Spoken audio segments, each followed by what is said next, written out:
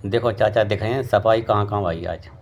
आज अस्पताल की सफाई बहुत तेजी से चल रही है।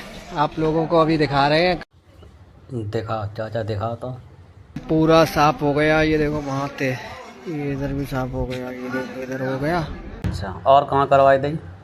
ये सब क्लीन हो गया आज, पूरे झाड़ू लग गया।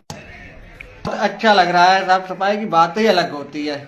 हाँ चाचा सफाई की तो बात ही अलग बात है, साफ सफाई हो जाए बड़ा अच्छा लगता है। सांडी में है, सांडी हरदोई, यहाँ आके सभी लोग दवाई लें और इंजेक्शन लगवाएं। भाई ताऊ तुम दवाई बता रहे थे, कौन कौन सी मिलते हैं बताओ तो।